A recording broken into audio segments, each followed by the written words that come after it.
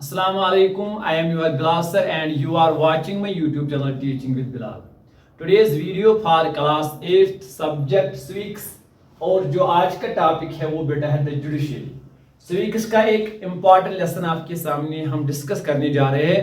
आपसे रिक्वेस्ट है कि वीडियो को आप एंड तक जरूर देखिए ताकि आपके जो कंसेप्ट इसमें है वो आपको क्लियर हो जाए। ठीक है बेटा, तो जुडिशरी का टॉपिक है, एक इम्पॉर्टेंट टॉपिक आपके लिए है। लेकिन जुडिशरी को समझने से पहले आपको पता होना चाहिए कि we are living in a democratic country और डेमोक्रेसी का एक अहम फीचर होता है बेटा जिसको हम कहते हैं rule of law.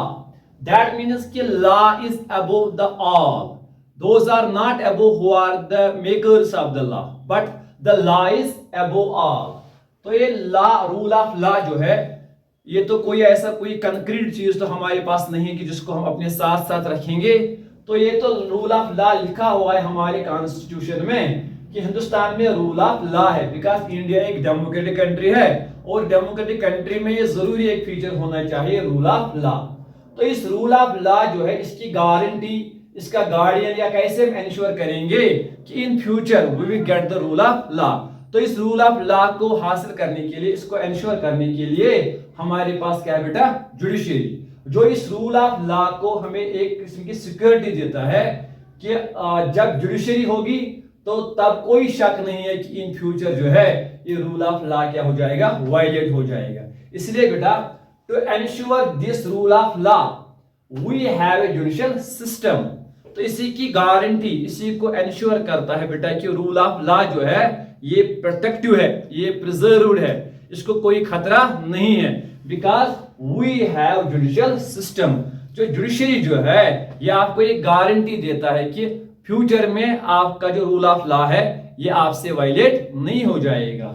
So to ensure this rule of law we have a judicial system that consists of the mechanism of the courts. Mechanism of the courts यहाँ पे इंपॉर्टेंट समझना है बेटा, क्योंकि ये जो मैकेनिज्म ऑफ कोर्ट्स है आगे हम इसके बारे में पढ़ेंगे भी। ये जो कोर्ट्स है, ये जुडिशियल सिस्टम जो है, यहाँ पे सिर्फ एक कोर्ट नहीं होता है, यहाँ पे different types of the courts होते हैं। ट्रायल कोर्ट्स होते हैं जिनमें डिस्ट्रिक्ट कोर्ट होता है, सेशन कोर्ट होता है, फिर हाई कोर्ट्स होते हैं, फिर सुप्रीम कोर्ट होता है। तो ये जो hierarchical system of the judiciary है इसको हम कहते हैं बेटा mechanism of the courts that a citizen can approach when a law is violated. अगर इन फ्यूचर कभी भी आपको लगेगा कि लॉ इज वायलेटेड, ठीक है बेटा, या दिस रूल ऑफ लॉ जो डेमोक्रेसी का फीचर है, इंपॉर्टेंट फीचर है ये। अगर आपको लगेगा कि ये लॉ जो कहीं पे भी आपको लगेगा कि law is violated, at the time you can approach to this court, at the time you can approach the judiciary, और ये जुडिशरी जो है ये इंश्योर करेगा आपको कि आपका जो लॉ है ये कभी भी वायलेट नहीं हो जाएगा। और अगर आपको लग रहा है कि वायलेट हो रहा है तो आपको एक जस्टिस प्रोवाइड कर सकता है। ठीक है बेटा, तो यहां तक समझ आ गया। तो ये जो जुडिशरी है it plays a crucial role in the functions of Indian democracy. तो अगर हम कहेंगे कि डेमोक्रेसी जो हिंदुस्तान की है it is a true democracy, ठीक है बेटा, तो उसके लिए देखना है आपको कि what is the judicial system of the country. Hindustan की जुडिशरी जो है ये एक अहम रोल प्ले करती है to make India a largest democracy of the world. ठीक है बेटा, ये जो जुडिशरी है बेटा it is the third element of government. क्या है बेटा, ये third element of government which control society, which maintains law and order. That means कि जो गवर्नमेंट है इसके कुछ और एलिमेंट्स है, because judiciary is the third element of the government. आपने सुना होगा बेटा प्रीवियस क्लासेस में गवर्नमेंट के बारे में, गवर्नमेंट के डिफिनेशन आपने सुनी होगी बेटा। तो वहां डिफिनेशन के मुताबिक जब हम देखते हैं डिफिनेशन को पढ़ते हैं तो एक गवर्नमेंट के तीन एलिमेंट्स होते हैं। ठीक है बेटा, पहला एलिमेंट जो होता है बेटा उसको हम कहते हैं लेजिस्लेचर, दूसरे एलिमेंट को हम कहते हैं एग्जीक्यूटिव, और तीसरे एलिमेंट को हम कहते हैं जुडिशरी। तो लेजिस्लेचर के बारे में आपने पढ़ा होगा कि ये एक लॉ मेकिंग फैक्ट्री होती है, ये एक लॉ मेकिंग बॉडी होती है। क्योंकि आपने सुना होगा बेटा असल में जब फ्रांस में रिवॉल्यूशनरी मूवमेंट चल रहे थे तो वहां पे मॉन्टेस्क्यू एक फ्रेंच फिलोसोफर था, तो उसने किताब लिखी बेटा स्पिरिट ऑफ द लॉज। तो स्पिरिट ऑफ द लॉज में वो लिखता है कि जब फ्रांस में रिवॉल्यूशन आ जाएगा उसके बाद जो गवर्नमेंट होगी वहां पे हम पावर्स को शेयर करेंगे। तो इस सिस्टम को हम कहते हैं बेटा हॉरिजॉन्टल पावर शेयरिंग, इसको हम कहते हैं हॉरिजॉन्टल पावर शेयरिंग।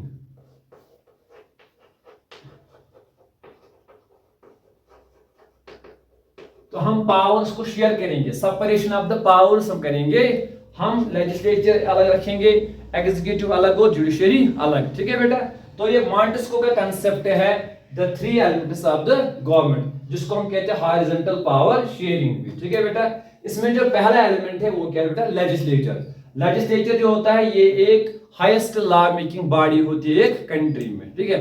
तो यहाँ पे आपको कहना जरूरी है कि लेजिस्लेचर दो किस्म का होता है, कहीं पे होता है ये यूनिकैमरल और कहीं पे होता है बाइकैमरल। आज आपको पता होगा, थोड़ा मैं यहाँ आपको पीछे की तरफ ले जाना चाहता हूँ।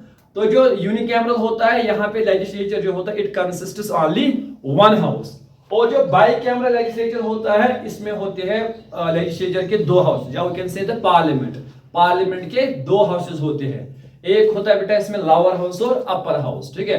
Just like in Britain we have the House of Lords and House of Commons. In India we have Lok Sabha and Rajya Sabha. तो दो हाउसेस यहाँ पे है, लोक सभा अलग और राज्य सभा अलग। कभी इसके बारे में अलग से लेक्चर देंगे जिसमें मैं आपको बताऊंगा कंपोजिशन ऑफ द पार्लियामेंट। लेकिन यहाँ पे लेजिस्लेचर की टर्म आ गई, तो legislature means the law making body. और हिंदुस्तान का जो लेजिस्लेचर है ये बाइकैमरल लेजिस्लेचर है। यहाँ पे दो हाउसेस है, लोकसभा और राज्यसभा है। लोकसभा जो है बेटा it is directly elected by the people, and legislature जो राज्यसभा है उसको हम कहते हैं the council of the states, क्योंकि वहां के जो मेंबर्स होते हैं उनको the MLA of the state जो है वो चुनते हैं the members of the Rajya Sabha, ठीक है बेटा। उसके बाद आपने सुना होगा बेटा एग्जीक्यूटिव के बारे में। एग्जीक्यूटिव वो ऑर्गन होता है, वो एलिमेंट होता है गवर्नमेंट का जो लॉज को इंप्लीमेंट करते हैं, जो लॉज को एग्जीक्यूट करते हैं। एग्जीक्यूटिव भी दो तरह का होता है, एक होता है पॉलिटिकल एग्जीक्यूटिव और दूसरा होता है परमानेंट एग्जीक्यूटिव, ठीक है। तो जो परमानेंट एग्जीक्यूटिव होता है इसमें हमारे आईएएस आईपीएस या जो डीसी डायरेक्टर वगैरह जो होते हैं इसको हम कहते हैं परमानेंट एग्जीक्यूटिव।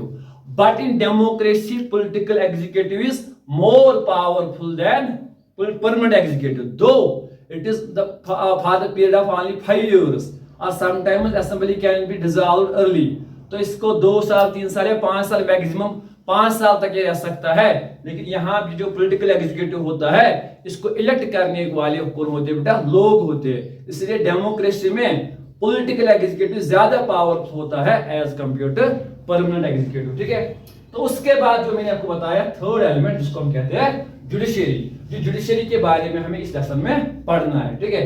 ये थर्ड एलिमेंट है किसका, डेमोक्रेसी का, जो सोसाइटी को कंट्रोल करता है, जो है लॉ एंड ऑर्डर को बना के रखता है और जो एक एंश्योर करता है रूल ऑफ लॉ को, ठीक है, through the mechanism of the courts, ठीक है बेटा। अगर एक सिटीजन को लगेगा कि उसके राइट्स लॉज वगैरह वायलेट हो रहे हैं तो वो अप्रोच करता है इसी जुडिशरी से, ठीक है। तो आगे इस लेसन में हम क्या पढ़ने जा रहे हैं, तो थोड़ा इसमें आपको क्रैक्स दूंगा ताकि आपको पता चलेगा जो आने वाले वीडियोस है वहां पे हम क्या पढ़ेंगे या इस चैप्टर में आगे हमें क्या पढ़ना है, ठीक है। तो एक हमें पढ़ना है बेटा what is role of judiciary. Important topic है कि जुडिशरी का क्या रोल है कहां पे, डेमोक्रेसी में। ये बेटा आपको एक टॉपिक होगा। दूसरा टॉपिक इसमें होगा what is independence of judiciary, या इंडिपेंडेंट जुडिशरी क्या होती है, ठीक है बेटा। तीसरा जो टॉपिक होगा बेटा वो होगा स्ट्रक्चर ऑफ कोर्ट्स, ठीक है। तो जो चौथा टॉपिक इसमें इंपॉर्टेंट आपको सीखना बेटा वो है different branches of legal system, ठीक है। इसके अलावा एक और टॉपिक जिसमें होगा बेटा वो होगा does everyone has access to the courts, ठीक है, access to the courts, does everyone has access to the courts. तो इसमें आपको दो सब टॉपिक से एक सीखोगे बेटा पिल, ये पब्लिक इंटरेस्ट लिटिगेशन ये क्या होती है, और एक केस स्टडी आपको इसमें जरूरी पढ़नी है वो है बेटा Olga Tellis versus Bombay municipality. तो वहां पे एक केस स्टडी वो भी आप पढ़ोगे, ठीक है। तो मैं थोड़ा रिवाइज करूंगा बेटा ये what is role of judiciary, what is independent judiciary, structure of courts, different branches of legal system, ठीक है बेटा, does everyone has access to the courts, PIL के बारे में, और ओल्गा टेलविस वर्सेस बम्बई म्युनिसिपैलिटी में भी आगे आने वाली वीडियोस में आप पढ़ोगे। तो ये एक इंट्रोडक्शन था जिस तरह एक फिल्म का सीन स्टार्ट होता है ताकि आपको पता चलता है कि फिल्म में आगे क्या कुछ होने वाला है। तो वही ये वीडियो इसीलिए था कि आपको इंट्रोडक्शन बताया जाए कि जुडिशरी क्या होती है और जुडिशरी क्यों इंपॉर्टेंट है और इस जुडिशरी के बारे में हमें क्या समझना है। I think it is enough for today. Take care, God bless you, thank you.